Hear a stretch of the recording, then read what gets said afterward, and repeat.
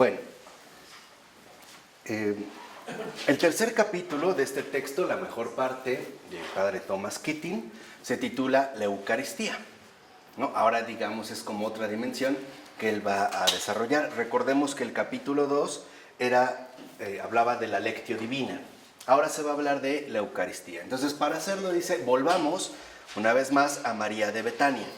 Y lo primero que afirma el padre Keating es que como resultado de la escucha a la persona de la palabra, más allá de la presencia visible de Jesús y de su discurso, María estaba siendo asimilada a Dios. O sea, había optado por la mejor parte, que el propio Jesús menciona, ¿no? Cuando le dice a Marta, Marta, muchas cosas son las que te preocupan, cuando una sola es, digamos, lo importante. María optó por esta parte, o sea, el hecho de ser asimilados a Dios.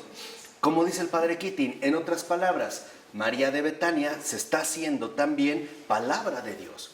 Y esto es vital. De hecho, esta es la dinámica auténtica de la Lectio Divina, o sea, de la lectura de las Escrituras.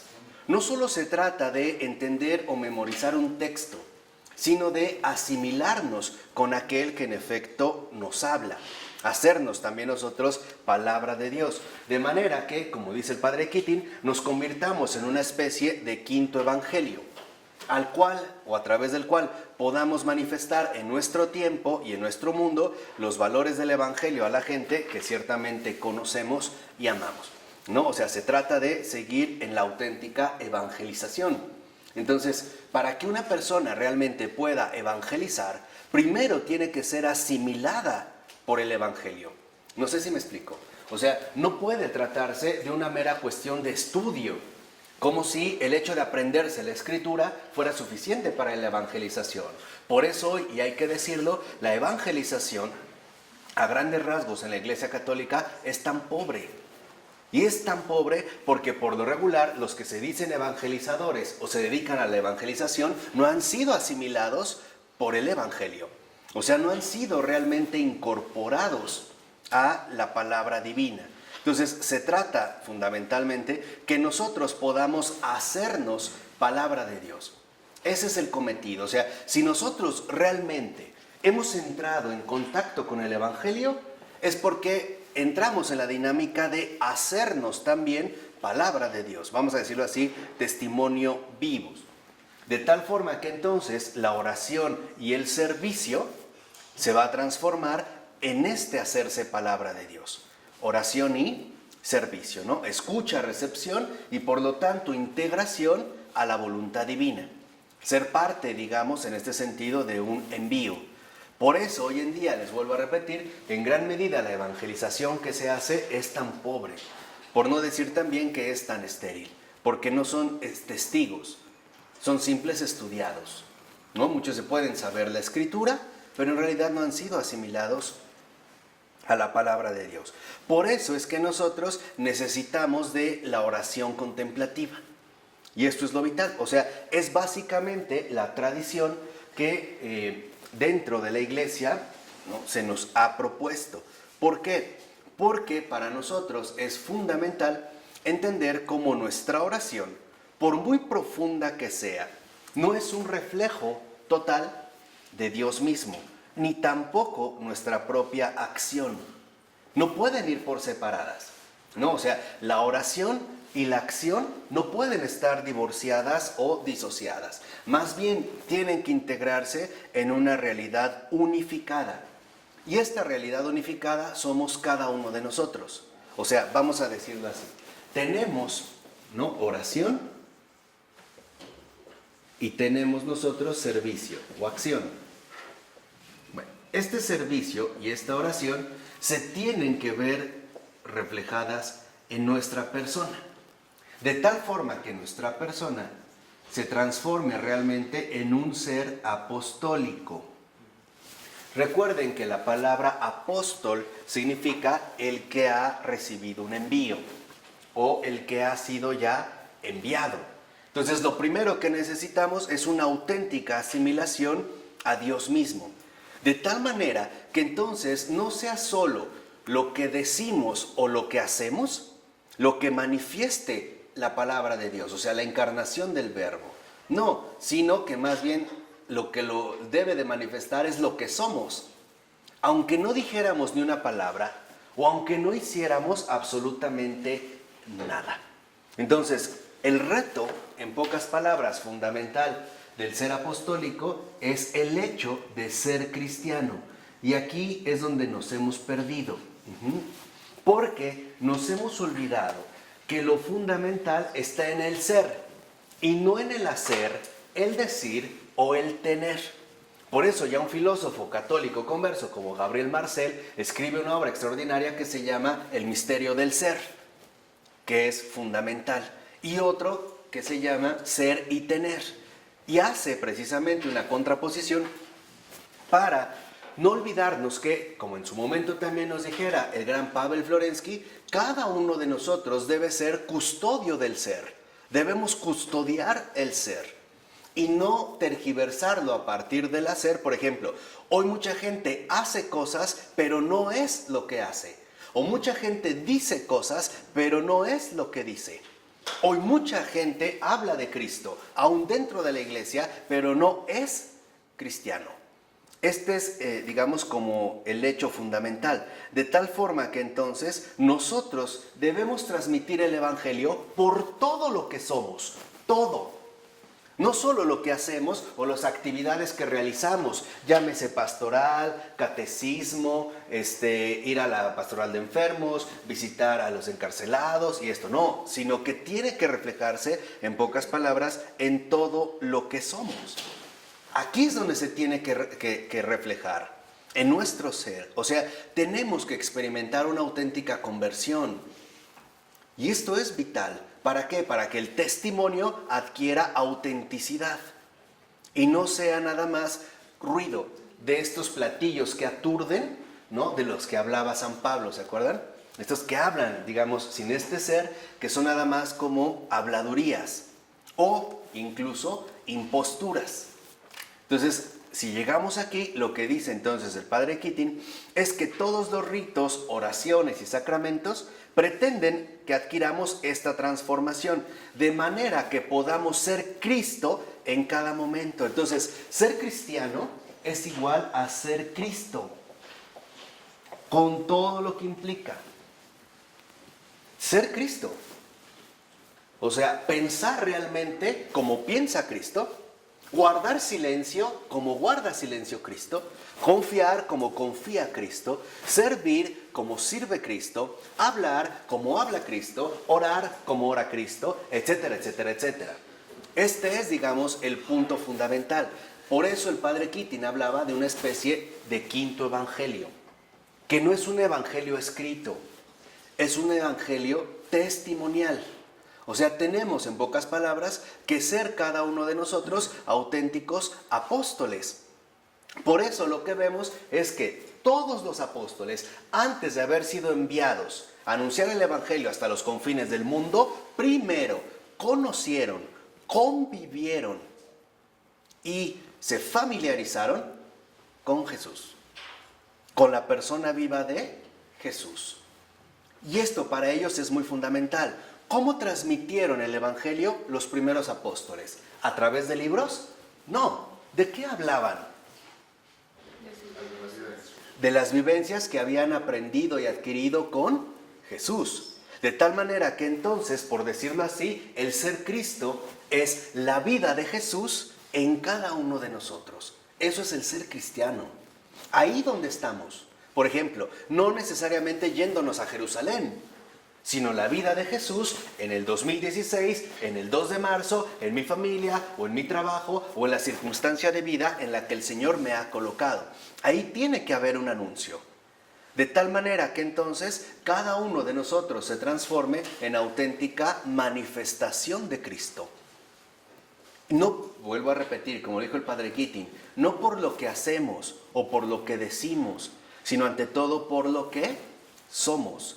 Acuérdense del gran San Ignacio de Antioquía, al cual de verdad deberían de releer con toda seriedad, porque él me parece que entendió de manera perfecta el ser cristiano. Es más, nos dio como una máxima que me parece sintetiza la vida cristiana. Y él decía, más vale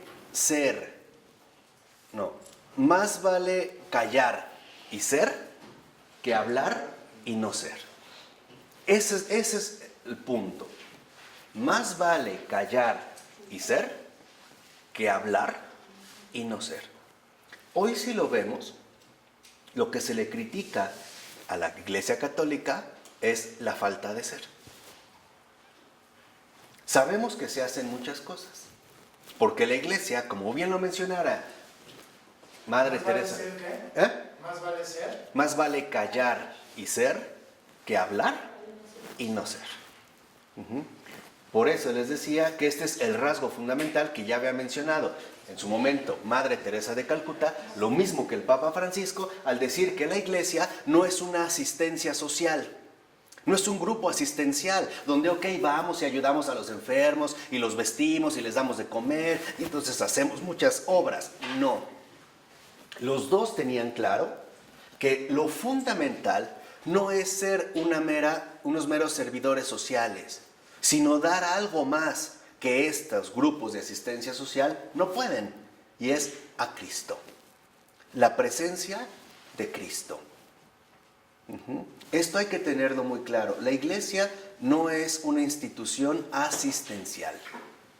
La Iglesia es una manifestación sobrenatural. Porque cualquiera puede vestir a un desnudo, darle de comer a un enfermo. Cualquiera. No necesita ser cristiano para hacerlo. Y hay quienes, aún sin no ser creyentes, lo hacen muy bien. Lo importante no solo es hacer cosas o decir cosas. Lo importante es que nos concentremos en lo único fundamental. Verdaderamente, o sea, en espíritu y en verdad, ser cristianos. Que nuestra vida sea la vida de Jesús en este mundo. Una especie de quinto evangelio. ¿Sí queda claro entonces por qué? Y esto es parte fundamental de esta experiencia nosotros dinámica. Por eso insiste el padre Keating que si entendemos este proceso, podemos entender cómo a veces podemos leer un pasaje de la Escritura y nos detenemos en una frase concreta. Porque el Evangelio nos toca. Yo creo que a veces lo han pasado. Donde hay, en efecto, una frase del Evangelio, puede ser un versículo o una palabra o una imagen que está claramente dirigida a ti. Como que intuimos que el Señor me habló, ¿no? Y esto no es nada nuevo. O sea, se ha presentado en muchos casos. ¿Por qué? Porque lo primero que debemos hacer es comprender que, en efecto, todo nuestro esfuerzo se debe concentrar en el ser auténticamente cristianos. Y para ser auténticamente cristianos, necesitamos permitir que Jesús obre en lo más íntimo de nosotros. Esto es el ser cristiano. O sea, no puede haber fronteras o límites para la intervención de Cristo en mi vida. No las puede haber. Y por ello, en efecto, se nos propone, y ahorita nada más la vamos a mencionar brevemente, y vale la pena que ya se la pongan a hacer y con toda seriedad para alcanzar a ser cristiano, lo que el padre Keating ha promovido como la oración centrante, que es una oración extraordinaria porque sintetiza, digamos, la contemplación, o lo que nosotros hemos venido llamando concentración. Y aparte está como muy bien planteada y ajustada para los tiempos actuales. Orar, literalmente, es permitir que Dios obre en mí. Eso es orar. No es dar discursos elevados, solemnes, con muchas palabras. No, eso es discursear. O, como dice el Papa Francisco, eso es doctorear. No, orar es permitir que Dios obre en mí. ¿Cómo se hace? Muy sencillo. De 10 a 15 o 20 o 30 o 40, pero como mínimo unos 10, 15 minutos diarios, nos ponemos en disposición para que Dios obre en mi vida. ¿Cómo? Me persigno, escojo un momento tranquilo de mi vida, de mi día, puede ser en la mañana, en la tarde, en la noche, cuando esté más o menos relajado, completamente solo, sin ningún tipo de distracción. Y lo puedo hacer o sentado o parado. no acostado, ahorita van a entender por qué, pero o sentado o parado. Cierro mis ojos, me persigno y voy a tomar como base una palabra sagrada, una palabra de referencia. Puede ser Jesús, puede ser María, puede ser sí, puede ser Belén, puede ser Padre, con la que nos sintamos de cierta manera más como en cercanía, ¿no? Por ejemplo, no sé, Jesús. Entonces me persigno, veo más o menos la hora y lo que voy a hacer es, sin hablar, sin mover la boca, sin nada, voy a repetir interiormente esa palabra. Por ejemplo, no sé, Jesús. Entonces puede estar tranquilo así, interiormente nada más Jesús, concentrándome en esta palabra. Al hacer esto, lo que manifiesto al Señor es que estoy dispuesto a que Él intervenga en mi vida. Y no le voy a poner ningún tipo de resistencia. Por eso es que me voy a tratar de concentrar en esta palabra. ¿Queda claro? Y para que llevemos una adecuada continuidad, necesitamos aplicar 4 reglas. Lo adelanto porque es lo que él ya da por hecho que sabemos. Pero para que veamos a qué se refiere. Son 4 reglas vitales. Las voy ahorita a mencionar y ahorita las voy explicando brevemente. Pero la primera es no rechazar. Esa es la primera regla. Digamos, de estas 4 reglas de oro, la primera es no rechazar. La segunda regla es no retener. Esa es la segunda, no retener. La tercera es no reaccionar. Tercera, no reaccionar. Y cuarta, retornar a la palabra sagrada. ¿Qué sucede en la oración? Al concentrarme en la palabra, me estoy concentrando en que yo esté plenamente disponible para lo que Dios quiera obrar en mí, sobre todo como terapeuta divino, como médico de almas, como sanador de espíritus. ¿Estamos? Porque es un trabajo espiritual. Entonces, lo primero que se va a despertar es la memoria. La memoria no es un registro neutral psicológico, como este archivo de recuerdos. Eso es psicologismo. No, la memoria es todo aquello que hemos conservado en carne propia. Son nuestras experiencias vividas. Esa es la memoria. Aunque yo no lo tenga fijo psicológicamente. Por ejemplo, si cuando yo tenía un mes de vida me presentaron con mi padre y me dijeron, mira, este es tu hijo, y él dijo, yo no lo quiero, y me empujó, yo no me acuerdo, pero lo viví. Y eso forma parte de mi memoria. Entonces, cada vivencia que hemos tenido conlleva su propia carga emocional. ¿Estamos de acuerdo? Porque no son neutrales. Entonces, cuando yo me concentro en esta situación, yo lo que hago es ponerme en un acto de confianza en manos del Señor, del buen Dios, para que Él me vaya sanando poco a poco y me vaya quitando toda la basura interior que he ido acumulando a lo largo de toda mi vida. Entonces, puede ser que venga un recuerdo muy doloroso que de entrada tendría yo la reacción de rechazar. Por ejemplo, cuando nos tocan un tema delicado o tocan un tema sensible, lo primero que hacemos es rechazar. No, de eso no quiero hablar. O ya no quiero hablar de eso. O ya no quiero acordarme de eso. Bueno, ahí no. Lo que voy a hacer es como ver una película. Veo la película y no digo, esta escena no. No, la veo toda. O sea, yo voy a ser un espectador. Yo voy a ser dócil a lo que el Señor quiera sacar de mí. Entonces puede ser que sea un recuerdo muy doloroso o muy vergonzoso o muy penoso de mi infancia. No tiene que ser de la infancia, digo, puede ser porque sería como una etapa mucho más frágil. Pero a lo mejor donde sufrió una humillación. Pues obviamente viene el recuerdo, pero viene su respectiva emoción. ¿Estamos de acuerdo? Entonces no lo voy a rechazar, sea lo que sea. Una violación, un abuso, todo tipo, no lo voy a rechazar. Lo que sea, lo que el Señor quiera sacar de mí, lo va a sacar. No voy a rechazar. ¿Quedó claro la primera? La segunda es no retener. O sea, no retener significa que no me voy a quedar ahora, fijar toda mi atención en esa vivencia en particular. Es como si al ver una película le pusiera pausa y me quedo en esa escena. No voy a retener. O sea, no me voy a esforzar en esto, no. Simplemente voy a permitir que todo pase, que todo fluya y que el Señor lleve a cabo su obra. Eso es orar. Esa es oración. Que Dios intervenga en mí. Eso es orar. ¿Quedó claro el no retener? El no rechazar es, el no reaccionar es, no voy a emitir juicios personales.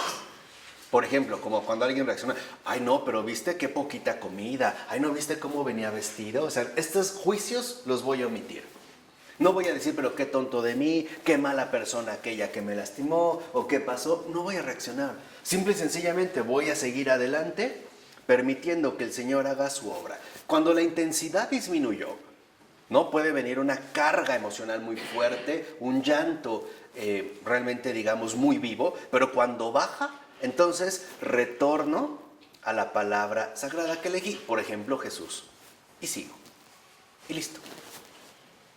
Si de repente en mí viene así como de mi interior, porque es mientras más bajamos, obviamente más cosas salen, las más dolorosas. Imagínense cómo estaría un tinaco después de 30, 40 años de no haberlo lavado ni una sola vez. Muy sucio. Lo mismo está el alma. Entonces, al principio, al lavarlo, lo primero que sale es pura porquería. ¿Estamos de acuerdo? Pero al final, empezamos a pasar de lo sucio a lo limpio. Empezamos a pasar de lo doloroso a lo pacífico. De tal manera que siempre encontramos la paz que el Señor nos quiere brindar y por lo tanto el verdadero descanso del alma. Este es un rasgo central del ser cristiano, la paz del alma.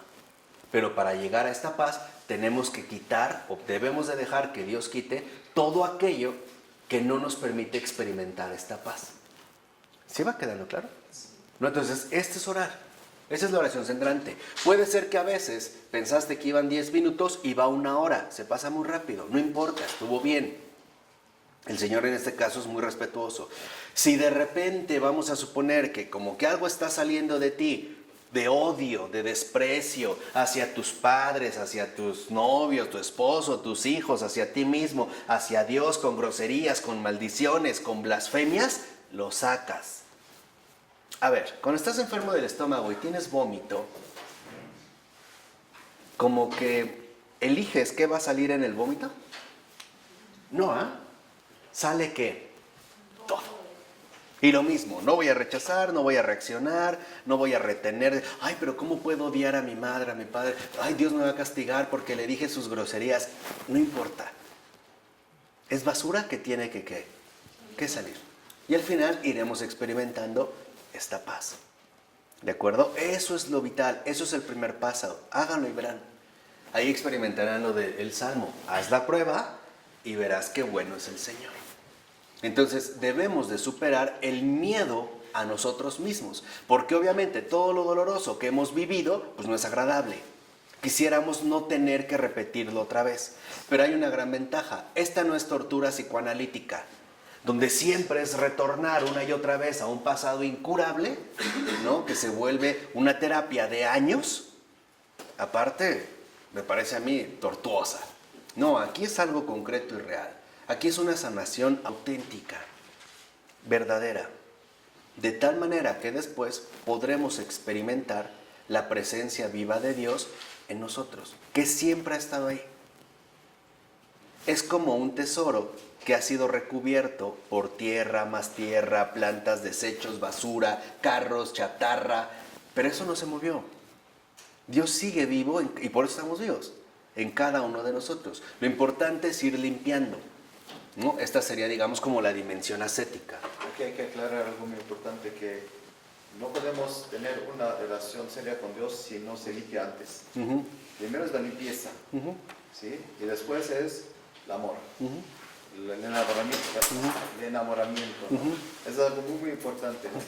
Que primero limpiar, limpiar para que pueda entrar la gracia, Claro. el amor, la curación, la afectividad de Dios.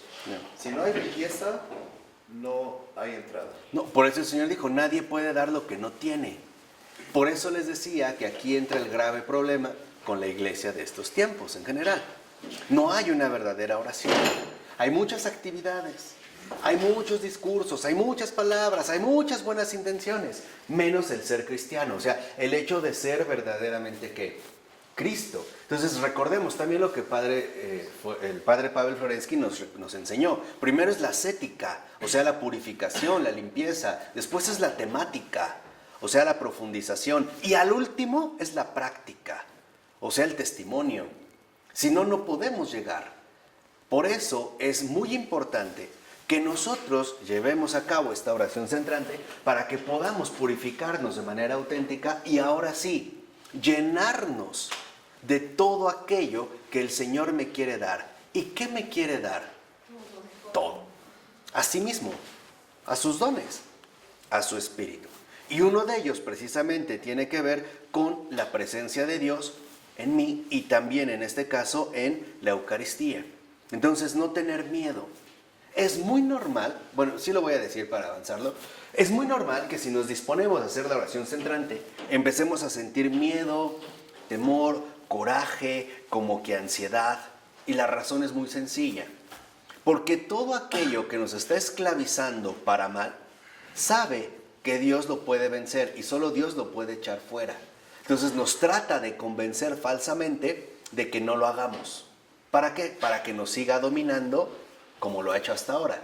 Dominando a través de mi carácter irascible, de mi inestabilidad emocional, de mis depresiones continuas, de mi amargura, de mi tristeza, de mi soledad, etcétera, etcétera, etcétera.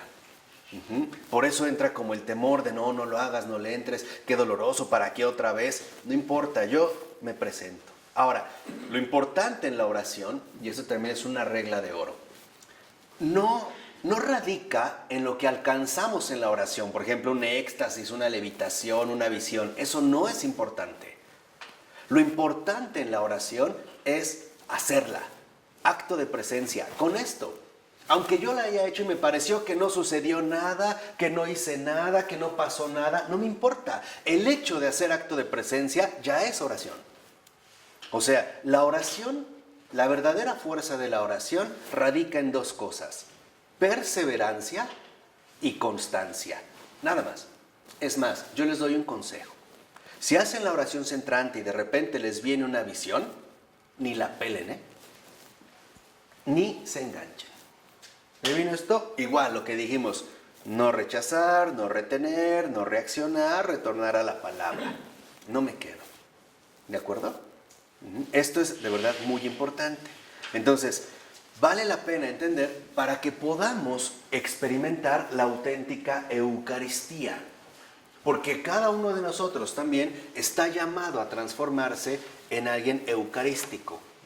Así le pasó, por ejemplo, también a San Ignacio de Antioquía. Lo mismo que San Policarpo, que eran más o menos contemporáneos. San Policarpo fue quemado en una hoguera. ¿Y saben a qué olía? A pan. A pan, un pan delicioso recién horneado. O sea, una verdadera ¿qué? Eucaristía. Y como vieron que no se quemaba, le echaron más fuego hasta que al final decidieron atravesarle una lanza. Y cuando atravesaron la lanza, salió tal cantidad de líquido que apagó el fuego y salió una paloma. Una forma de paloma. Ahí estaba ya la Trinidad. Y en San Ignacio de Antioquía lo aventaron a las fieras. Y lo único que quedó intacto fue su corazón. Y en su corazón había 3 letras. IHS. Iesu hominum salvatorum. Jesús, el Salvador de los hombres. Eso es lo que nuestro corazón debe de tener, esas letras. Y que si ahorita nos quemaran, oliera a pan. Esto es nuestro ser eucarístico. No a carne chamuscada o a pelo quemado, que aparte huele feo, ¿no? ¿Lo viste aquí? No, o sea, este es justamente el paso fundamental. ¿Por qué? Porque precisamente, por ejemplo, a partir del Concilio Vaticano II, se elabora una constitución sobre la Sagrada Liturgia y se habla de 4 formas de la presencia de Cristo en la Eucaristía. Hay 4 formas, vamos a decirlo así. Después que hemos visto este preámbulo, hay 4 formas de la presencia de Dios en la Eucaristía.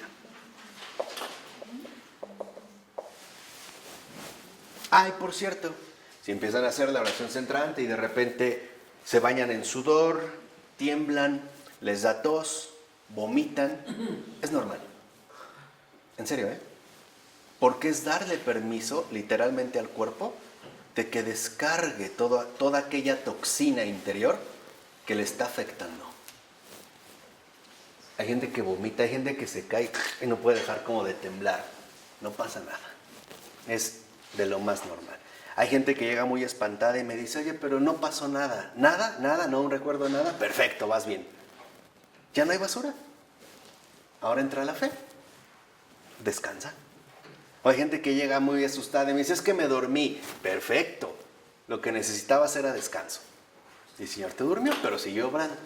Por eso les decía, solamente hacer acto de presencia. Bueno, entonces a partir del Concilio Vaticano II se habla de 4 formas de presencia de Jesús en la Eucaristía, ¿no? Que tiene que ver con esta constitución que se hizo sobre la Sagrada Liturgia. La primera, la reunión de la Asamblea. La primera es la reunión de la Asamblea. Ahí ya está Cristo Eucaristía.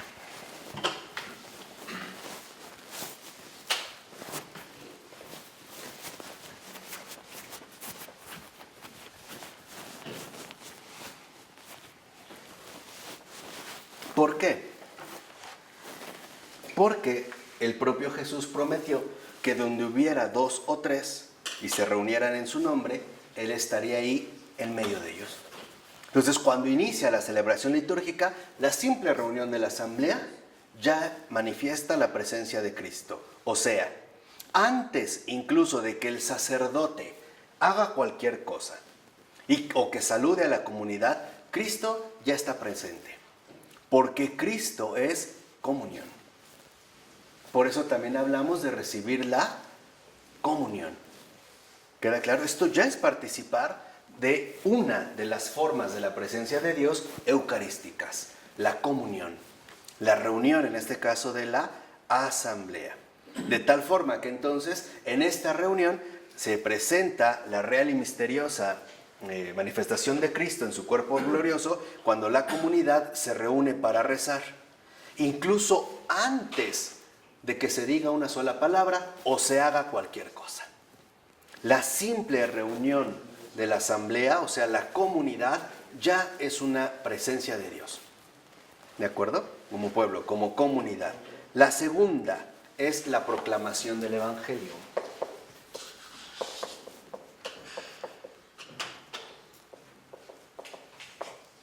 Aquí está la segunda presencia.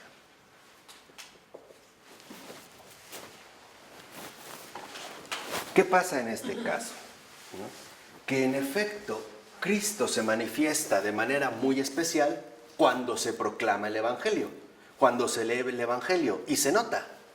No vemos como hay un aleluya, o ahorita en este tiempo cuaresmal, honor y gloria a ti, Señor Jesús, y a veces viene un incenciario, ¿no? Lo dan y lo proclaman. Pero ¿qué es importante? Lo que dice el padre Keating, que si aquí hay una especial manifestación de la presencia de Dios al proclamar el Evangelio, no cualquiera lo puede leer. Y eso es algo en lo que insiste. ¿Por qué? Porque dice, en realidad, a los lectores litúrgicos, o sea, a los que hacen las lecturas, se les anima para preparar el texto y que lo lean de manera que la presencia de Cristo se manifieste a través de su voz, su comportamiento y su compenetración con el texto. O sea, no cualquiera puede hacer esa lectura. Por eso, si lo vemos por lo regular, es una lectura que se suele reservar al sacerdote. No es un texto cualquiera.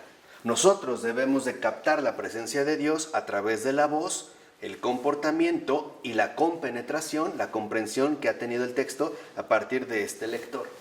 Porque esta proclamación del Evangelio puede causar verdaderos hechos extraordinarios. Voy a poner 2 ejemplos que menciona el padre Keating. El primero es San Antonio de Egipto. Así recibió su llamado. En una ocasión, ¿no?, que pasa por una parroquia, al pasar estaban proclamando el Evangelio.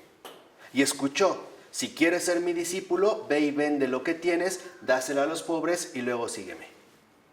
Nada más lo escuchó, Dice, y comprendió de inmediato que esas palabras iban dirigidas a él. Ahí estaba clara la presencia que de Dios, en esa simple proclamación. De tal forma que entonces la proclamación del Evangelio está llamada a llegar al corazón. Por eso también, si lo ven, durante la celebración litúrgica nos ponemos de pie para estar más atentos y más receptivos. Por eso es importante que en la proclamación nosotros nos abramos todavía más, o sea, durante la lectura del Evangelio, de tal forma que nos pueda tocar, nos pueda alcanzar.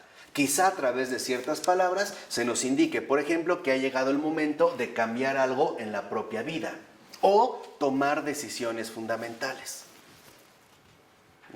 O que simple y sencillamente, ¿no?, es quizá el momento de reconciliarse con alguien o hacer algo fundamental. Entonces es cuando más atención debemos poner, porque está esta presencia. E incluso, por ejemplo, 1000 años después de San Antonio de Egipto, lo mismo le pasa a San Francisco de Asís, quien curiosamente escuchó el mismo texto, exactamente el mismo. Si quieres ser mi discípulo, ve y vende todo lo que tienes, después dáselo a los pobres y luego ven y sígueme. También San Juan Crisóstomo, y ahí lo ve, si mal no recuerdo. Entonces, esto es vital. ¿Por qué? Porque cuando el Evangelio llega al corazón, es seguro que lo que se dijo se lleva a cabo. Por ejemplo, ¿recuerdan cuando Jesús ve a Mateo y le dice, sígueme? Esa es la proclamación del Evangelio. Lo toca. Y entonces Mateo ni lo piensa y lo ¿qué? Lo hace. Entonces, eso es precisamente la gran diferencia entre la proclamación del Evangelio, que es la presencia viva de Dios, y una exhortación. Una exhortación sí puede ser severa, o dura o clara, pero literalmente no llega tan fondo al corazón. Solo la proclamación del Evangelio. Por eso también dice que en este sentido lo que necesitamos no es tomarlo como una exhortación, sino como una palabra de sabiduría, o sea, realmente una proclamación del Evangelio. Dice, por ejemplo, tenemos un montón de buenas ideas que nos gustaría llevar a cabo, o hay montones de programas de autoayuda que nos pueden venir bien, pero la palabra de sabiduría es poderosa y según lo que dijo el concilio, acontece donde el Evangelio se proclama. Entonces, ¿qué quiere decir? Que también una de las presencias de la Eucaristía es la proclamación. Y la primera que dijimos es la reunión. Tercera forma, la oración eucarística.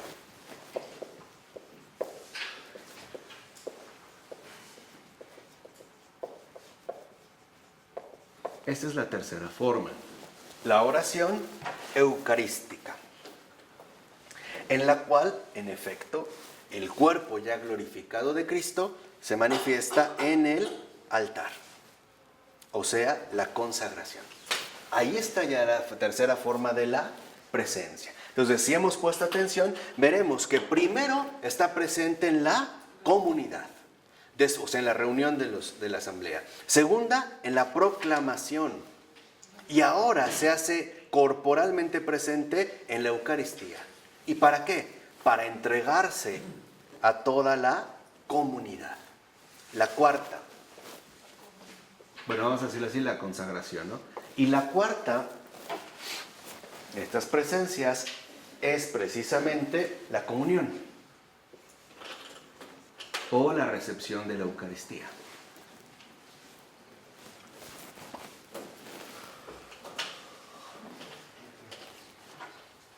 Aquí es cuando tiene lugar la redención personal. O sea, la redención de cada uno de nosotros. Aquí es cuando se recibe al Señor, pero lo importante es que lo recibamos en lo más profundo de nuestro ser. ¿Por qué? Porque Dios nos quiere a nosotros, nos quiere a nosotros, no tanto lo que hacemos o lo que podamos decir. Por eso, si lo ven, cuando recibimos la comunión, literalmente entramos en una fase enteramente pasiva. Lo único que tenemos que hacer es abrir la boca, dejar de hablar y no hacer otra cosa. Ahí se ve, digamos, en este simbolismo tan concreto, cómo se nos invita, en pocas palabras, a recibir al Señor, ¿no? A que Él realmente me tome en este sentido. De tal forma que entonces lo que dice también el padre Keating es que no debemos como minimizar todas estas formas de presencia porque son vitales para nosotros. Primero una reunión, la proclamación, la oración eucarística, ¿no? La consagración y finalmente la comunión, ¿no? Sería, digamos, en esta secuencia que nosotros no podemos olvidar. Ahora dice en este sentido también, la Eucaristía entonces y la palabra de Dios en la Escritura tienen como objetivo primario llevarnos a la conciencia de la presencia de Dios en cada uno de nosotros. Pero ¿qué se necesita para ser cristiano? ¿Qué se necesita para ser eucarístico? Quitar los obstáculos que nos impiden entrar en esta comunión. Y eso es algo que solo Dios puede realizar. Por eso es tan importante lo que hace rato mencionamos, la oración centrante. O sea, esta fase de purificación. Porque a lo mejor nosotros hemos olvidado un acontecimiento de nuestra vida que no creíamos relevante y que en realidad ha tenido impacto fuerte en nosotros.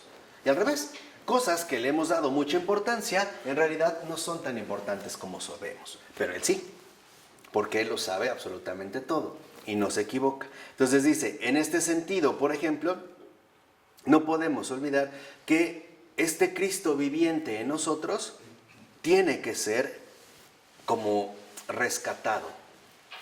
Tiene que ser literalmente, ¿no?, sacado del lugar al que lo hemos relegado. Entonces, si esto es así, lo que vemos es que en los sacramentos es donde se nos puede ayudar también de esta manera. Entonces, tenemos que ir eliminando estos obstáculos para que verdaderamente experimentemos la presencia de Dios y, por lo tanto, la fuerza sacramental. Pero si no se han quitado estos obstáculos, esta fuerza sacramental no tiene real efecto. No tiene un efecto concreto. Porque también a través, por ejemplo, en este sentido, de los sacramentos, ¿no?, que podemos vivir, entonces, si no lo hacemos, toda la fuerza sacramental que podemos recibir se pierde. Por eso dice, esta es la razón del por qué algunas personas comulgan todos los días y no cambian nada. Es por eso. Simple y sencillamente porque estos obstáculos no han sido removidos. O sea, no han permitido que Dios actúe, o sea, no hacen oración. Y segunda, porque también no están dispuestos a que Dios sea verdaderamente todo para ellos. Lo primero, por miedo, por temor, vergüenza, lo que sea.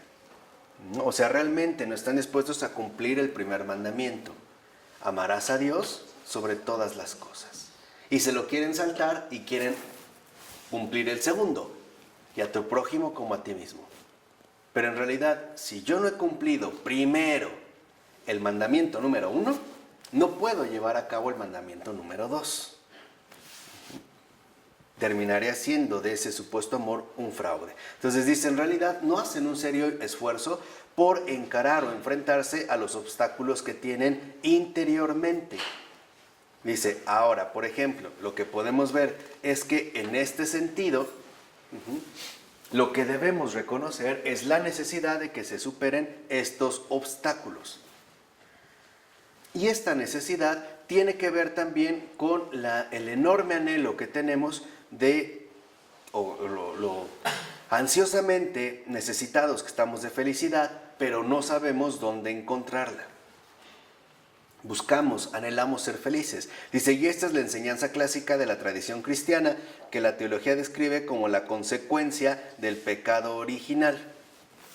Aquí vemos también parte, ¿no?, de lo que hay en nuestro interior y que nos impide acceder plenamente a esta comunión. Entonces, la primera consecuencia del pecado original, según la teología tradicional, es la ilusión. ¿Qué significa la ilusión? Fíjese, ahora vamos sobre estas consecuencias del pecado original. La primera es la ilusión. ¿Qué es la ilusión? Que no sabemos en qué consiste la verdadera felicidad y tampoco encontrarla. Entonces, como no sabemos, nos ilusionamos con cosas que supuestamente nos van a dar la verdadera felicidad, como una liposucción, un auto último modelo, el viajar a Egipto, el acostarme con 10,000 mujeres, el tener 10 millones de dólares, el que regrese mi hijo de Estados Unidos, etcétera, que me van a hacer feliz, y no es verdad. Es una ilusión. La segunda consecuencia es la concupiscencia. O sea, la autocomplacencia, que queremos encontrar la felicidad ahí donde nosotros queremos escoger, y que por lo regular suelen ser lugares equivocados, ¿no? Porque, bueno, tenemos que encontrar la felicidad en algún sitio, entonces la empezamos a buscar al no saber dónde, pues en los lugares equivocados. Y la tercera, finalmente, es la debilidad de nuestra voluntad. O sea, a veces, aunque descubrimos dónde esté la verdadera felicidad, nuestra voluntad es incapaz de hacer algo para conseguirla. Y por eso necesitamos ser redimidos también, porque no lo podríamos hacer por cuenta propia, ¿vale? Por eso necesitamos la intervención de Dios, por eso necesitamos la oración, porque sinceramente nada podemos hacer ante esto. Es más, dice, en realidad, no podríamos liberarnos de estos obstáculos o de estas necesidades por nuestro propio esfuerzo. Lo único que podemos hacer es reconocer nuestra situación. De hecho dice, esa es la gran verdad que conocen los que pertenecen a Alcohólicos Anónimos. Esa es la gran verdad. Lo único que pueden hacer es reconocer su situación y pedir ayuda. Y no una ayuda a cualquiera.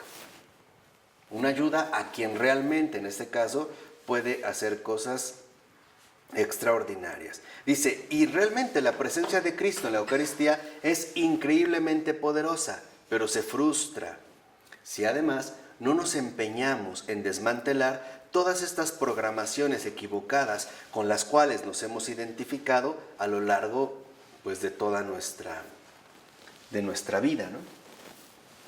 Entonces, lo que requerimos es intervención, purificación y donación de dones, ¿no? La donación que Dios y la intervención que Dios quiere hacer. Y en esta intervención, en pocas palabras, también lo que se nos da son los dones del Espíritu. 3 contemplativos, 4 prácticos. ¿Cuáles son los 3 dones del Espíritu contemplativos? Sabiduría, entendimiento y ciencia. Estos son los contemplativos. Necesitamos para la contemplación sabiduría, entendimiento, para lo que se nos transmite, y ciencia. Pero son 4 los que se nos dan para la vida activa: temor, consejo, fortaleza y piedad. ¿Por qué? Porque el temor, recuerden que es mantener la correcta relación con Dios. Esto es vital. Consejo, porque necesitamos guía y orientación mientras nuestra vida se desarrolla. Fortaleza, para poder seguir adelante aún en las dificultades. Y piedad, para no olvidarnos de invocar la ayuda de Dios en todo momento. ¿Se dan cuenta? Son 3 contemplativos, 4 prácticos, ¿no? O sea que se dirigirían en este caso a nuestra dimensión enteramente práctica. Entonces, lo primero que en efecto nosotros, o el Señor quiere que experimentemos, es un descanso. Descansar de tanta carga innecesaria que se ha ido acumulando a lo largo de toda mi vida, desde la más tierna infancia hasta el día de ayer, y que no viva con los programas de felicidad equivocados. Por ejemplo, a un niño pequeño, quizá en algún momento, algo tan simple como un globo puede ser toda su felicidad. Pero ¿qué pasa en un adulto? Ya no puede funcionar.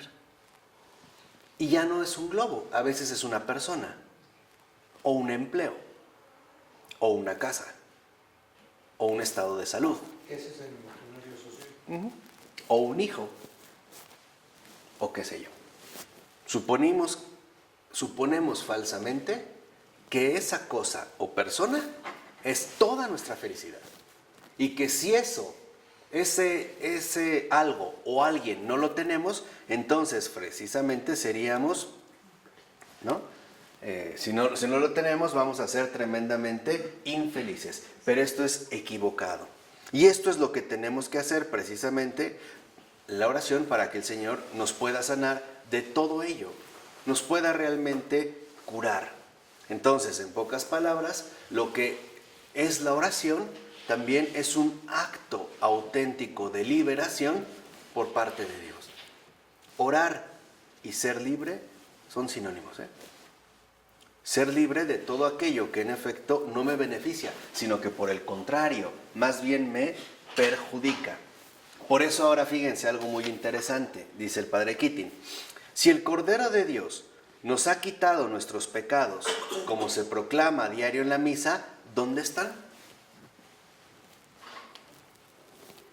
Si el Cordero de Dios nos ha perdonado nuestros pecados, ¿dónde están? Dice, pues existen solo en nuestra memoria. En cuanto nos arrepentimos, desaparecen. Porque los sentimientos de culpabilidad son dañinos. ¿Se acuerdan que hace 8 días hablamos del arrepentimiento y la culpabilidad? Aquí lo vemos más claro. La culpabilidad es dañina.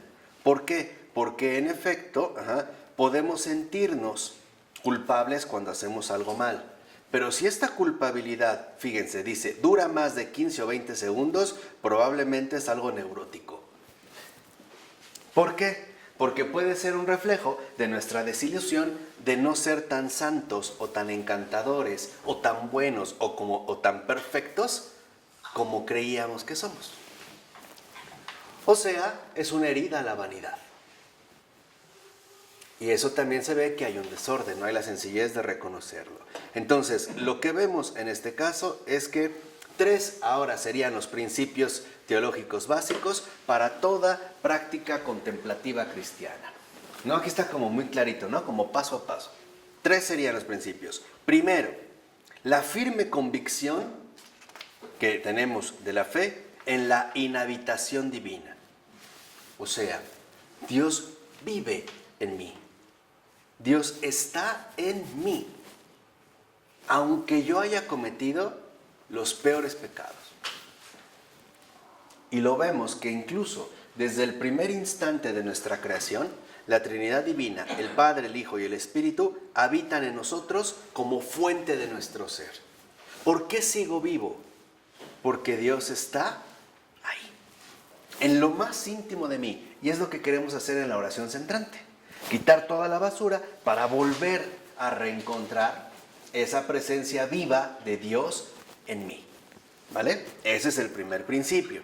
De tal forma que entonces, dice, cuando oramos realmente con el deseo de abrirnos a Dios y de entregarnos a Dios, entonces estamos respondiendo a la llamada que Él nos hizo primero. Por ejemplo, Abraham, ¿qué respondió? Aquí estoy.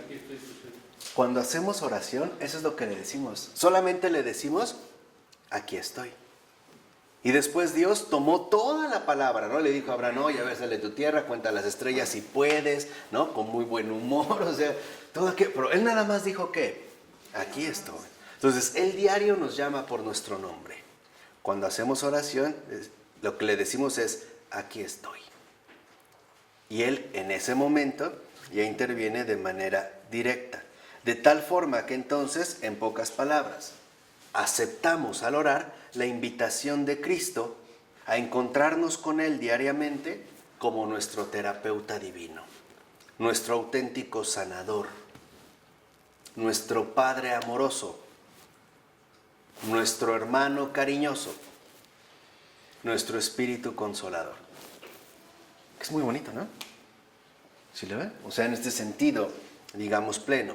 De tal forma que entonces, sí, es verdad, podríamos llegar a sentir que de repente no avanzamos. Bueno, pero digamos no pasa nada. ¿Por qué? Porque no son los criterios que nosotros solemos emplear ya en tratándose de las cosas espirituales. Lo que sí no podemos olvidar es que Dios me conoce y aún así me ama. Nunca me ha dejado de amar. Jamás. Jamás, ¿eh?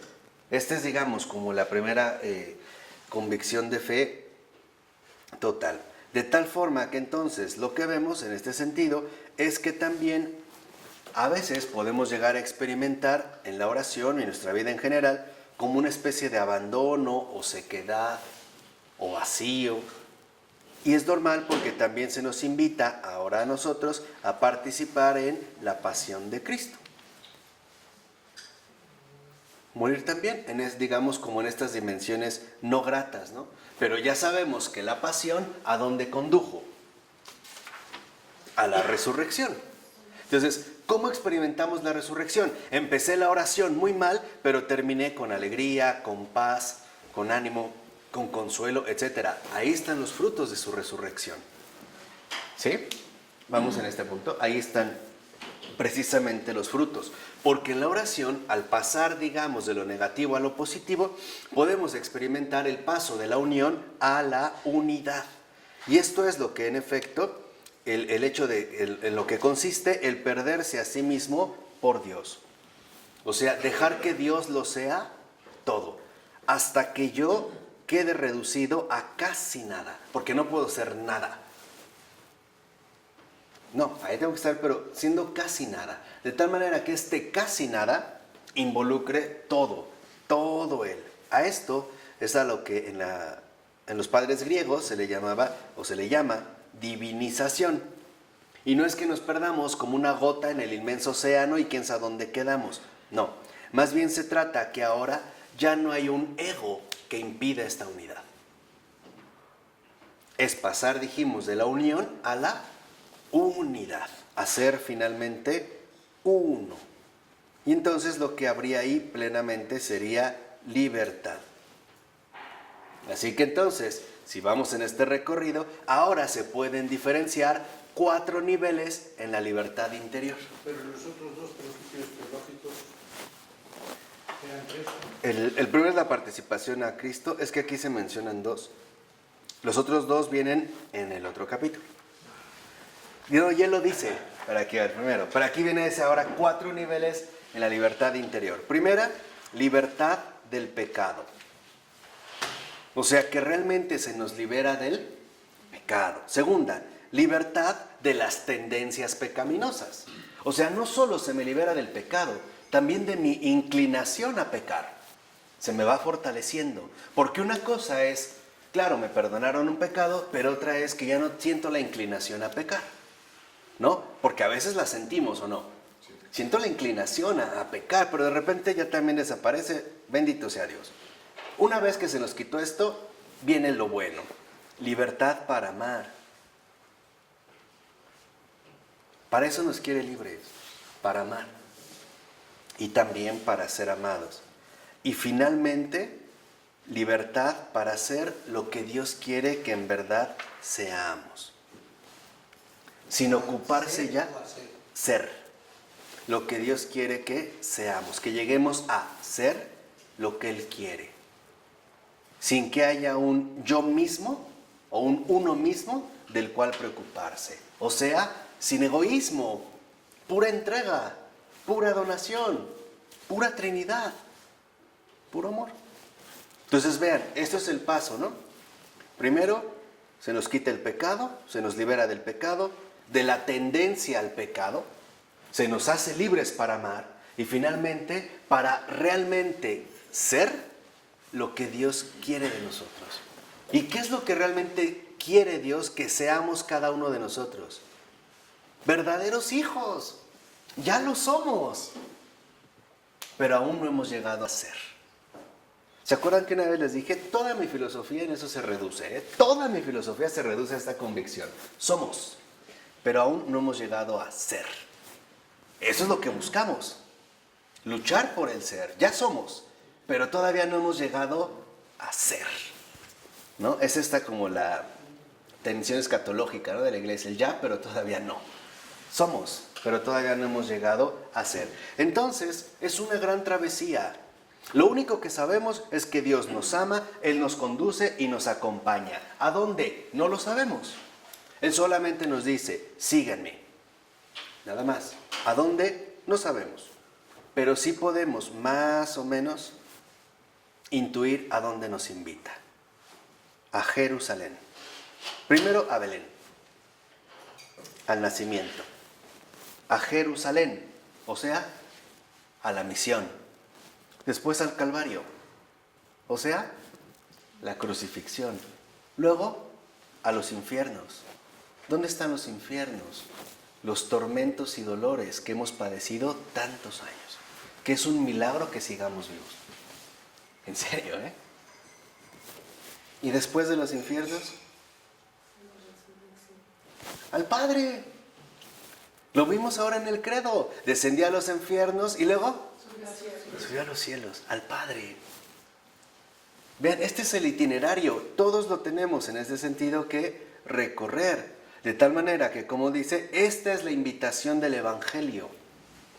Este es el itinerario del Evangelio. Y el objetivo último de todo ministerio, servicio, misión, rito y sacramento. El amor incondicional. Así que entonces, cuando ya no somos nada, no tenemos un rol, un proyecto de felicidad propio, un punto fijo de referencia, o sea que cuando verdaderamente somos libres, ahí somos amor incondicional. Ahí ya podemos hablar de ser cristianos. Ahí ya se presenta el ser ¿qué? El ser Cristo. Ahí está la Eucaristía. ¿De acuerdo? Hay mucho para meditar, ¿no? Para masticar. Se llevan un buen lunch. En nombre del Padre, del Hijo y del Espíritu Santo. Amén.